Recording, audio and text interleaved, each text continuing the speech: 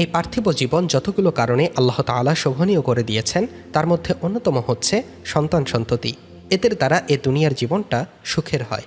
তবে বিশেষ করে আমাদের দেশে মা বোনদের যখন সন্তান পেটে আসে তখন কিছু কুসংস্কার আমাদের মাথার মধ্যে ঘুরপাক খেতে থাকে, যা মানলে গোনাহ হবে। তাই আজ গর্ভবতী নারীদের মারাত্মক ভুল ধারণাসমূহ এবং নেক সন্তান হওয়ার আমলসমূহ, যাদের সন্তান হচ্ছে না তাদের মধ্যে ওয়াজিফাসমূহ, যাদের পুত্র সন্তান হচ্ছে না তাদের কি কি করণীয়, এসব বিষয়ে ইনশাআল্লাহ বিস্তারিত আলোচনা করব। আসুন দেরি না করে মূল আলোচনায় চলে যাওয়া যাক। প্রথম মারাত্মক ভুলটি আমাদের সমাজে প্রচলন আছে যে গর্ভবতী নারী কোনো মৃতের ঘরে যেতে পারবে না, গেলেও মৃত ব্যক্তির পাশে বসতে পারবে না।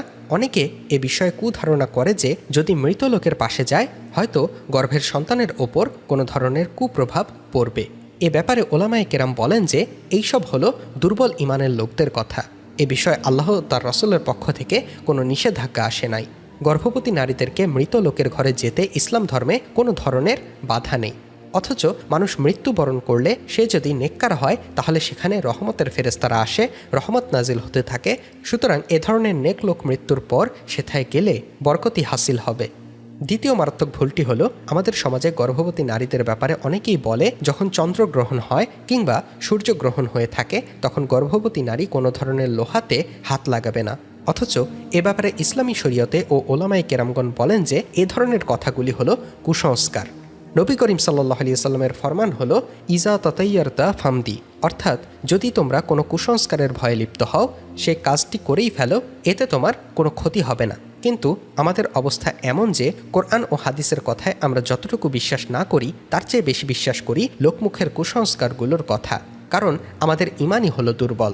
তাই যখন পাশের বাড়ির বুড়ি এসে বলে দিল চন্দ্রগ্রহণ হলে গর্ভবতী মহিলার লোহা ধরা যাবে না, তখন ইসলামী শরীয়তে এ ব্যাপারে কোনো বিধান আছে কিনা তা না জেনে সে বুড়ির কথাকেই বেশি কবুল করে নি। আরেকটি বিষয় খুব বেশি এখন চালু হয়ে গেছে, তা হলো আল্ট্রাসাউন্ড করে ছেলে নাকি মেয়ে আগে থেকেই জেনে নেয়া।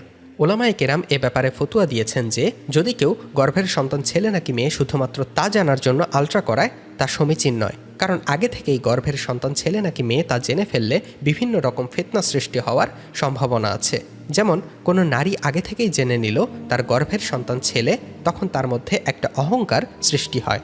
অথবা ছেলে হবে জেনে সে যেন সহি সালামত থাকে তার জন্য খুব বেশি রকমের সতর্কতা অবলম্বন করাতে গিয়ে স্বামী শ্বশুর শাশুড়ির পক্ষ থেকে নানান ধরনের বিধিবিধান বিপত্তির কারণ হয়ে থাকে, যা স্বাভাবিক জীবনযাপনে গর্ভবতীর জন্য বাধার কারণ হয়, ফলে হিতে বিপরীত হয়ে যায়। আবার অনেকে আগেই একটা কন্যা সন্তান জন্ম দিয়ে ফেলেছে, এখন দ্বিতীয়বার কামনা করে পুত্র সন্তান, কিন্তু আলট্রাতে যখন আসে দ্বিতীয়টিও কন্যা, তখন সেটিকে নিয়ে বেড়ে যায় পেরেশানি। এমনকি সে কন্যা সন্তানকে মেরে ফেলার পরিকল্পনাও করে, নাউজুবিল্লাহ, যা আমাদের সমাজ ও পরিবারের জন্য বড়ই ভয়ঙ্কর। তবে যদি গর্ভের বাচ্চার পজিশন ঠিকঠাক আছে কিনা তা জানার জন্য যদি কেউ আলট্রা করায় তা শরীয়তে জায়েজ। আরেকটি বিষয়, গর্ভবতী নারী যখন 8 থেকে 9 মাসের গর্ভবতী হয়ে যায় তখন অনেকে সিজদা করতে অপারগ বলে নামাজই ছেড়ে দেয়, অথচ ইসলাম তাদের জন্য সহজ করে দিয়েছে। যদি জমিনে সিজদা করা খুবই কষ্ট হয়, এ ধরনের মহিলা যারা জমিনে বসে সিজদা করতে পারেন না তাদের জন্য ইসলাম শরীয়তে সুযোগ রেখেছে যে সে নারী চেয়ারে বসে বসে ইশারায় সিজদা করে নামাজ আদায় করতে পারবে। গর্ভবতী নারীদের জন্য ইসলামী শরীয়তে অনেক সুযোগ সুবিধা দিয়ে রেখেছে।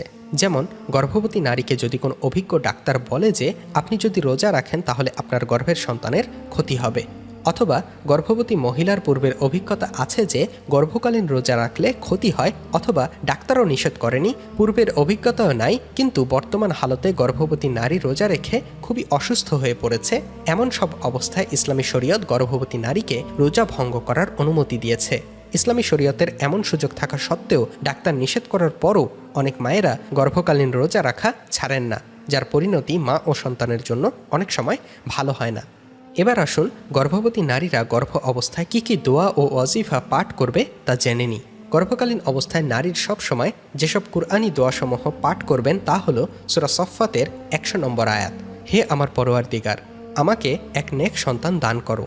আল্লাহ তাআলা আমাদের দোয়া শিখিয়ে দিয়েছেন। আল্লাহ তাআলা বলেন, হে আমার পালনকর্তা, আমাকে নামাজ কায়েমকারী করুন এবং আমার সন্তানদের মধ্যে থেকেও নামাজ কায়েমকারী করুন। সূরা ইব্রাহিম আয়াত 40। হে আমার পালনকর্তা, তোমার নিকট থেকে আমাকে পূত পবিত্র সন্তান দান করো, নিশ্চয়ই তুমি প্রার্থনা শ্রবণকারী। সূরা ইমরান 38। আল্লাহ তাআলা আরও যেভাবে দোয়া শিখিয়ে দিয়েছেন, হে আমাদের পালনকর্তা, আমাদের স্ত্রীদের পক্ষ থেকে এবং আমাদের সন্তানের পক্ষ থেকে আমাদের জন্য চোখের শীতলতা দান করো এবং আমাদেরকে মুত্তাকিদের জন্য আদর্শ স্বরূপ করো। সূরা ফুরকান ৭৪। অনেক গর্ভবতী মা গর্ভ নষ্ট হয়ে যাওয়ার ভয় করেন। গর্ভ নষ্ট না হওয়ার জন্য হেফাজতে থাকার জন্য সূরা রদের ৮ নম্বর আয়াত ২১ বার পাঠ করে নিয়মিত মা নিজে তার পেটে ফু দেবেন। ইনশাল্লাহ গর্ভের সন্তান সহি সালামত থাকবে। আল্লাহ জানেন প্রত্যেক নারী যা গর্ভধারণ করে এবং গর্ভাশয়ে যা সংকুচিত ও বর্ধিত হয় এবং তার কাছে প্রত্যেক বস্তুরই একটা পরিমাণ রয়েছে। সূরা রদ ১৩:৮। সন্তান ছেলে হওয়া মেয়ে হওয়া সবই আল্লাহর ইচ্ছা। আল্লাহ যাকে ইচ্ছা ছেলে সন্তান দেন, যাকে ইচ্ছা কন্যা সন্তান দিয়ে থাকেন। কন্যা সন্তান আল্লাহর পক্ষ থেকে অনেক বড় নেয়ামত। তারপরও অনেক ভাই বোন কন্যা সন্তান একটি হলে দ্বিতীয়টি কন্যা হলো, এখন মনে মনে আকাঙ্ক্ষা করেন তৃতীয়টি যেন পুত্র সন্তান হয়। যারা পুত্র সন্তান কামনা করেন তাদের পরিপূর্ণভাবে ইসলামী অনুশাসন পালন করতে হবে, নামাজ কালাম নিয়মিত পড়তে হবে, হালাল খেতে হবে। পুত্র সন্তান হলে তাকে আলেম ও হাফেজে কুরআন বানানোর নিয়ত করতে হবে। এরপর এ আমল করলে ইনশাআল্লাহ আল্লাহ চাহে তো পুত্র সন্তান জন্ম নেবেন। মনে রাখবেন, সন্তান ছেলে হোক মেয়ে হোক তা আল্লাহর পক্ষ থেকে নেয়ামত ভাবতে হবে। হয়তো আপনার 3টি মেয়ে হয়েছে, ছেলে হচ্ছে না, তখন আপনি ভাবুন আল্লাহ তাআলা আপনার জন্য কন্যা সন্তানের মাঝেই কল্যাণ রেখেছেন।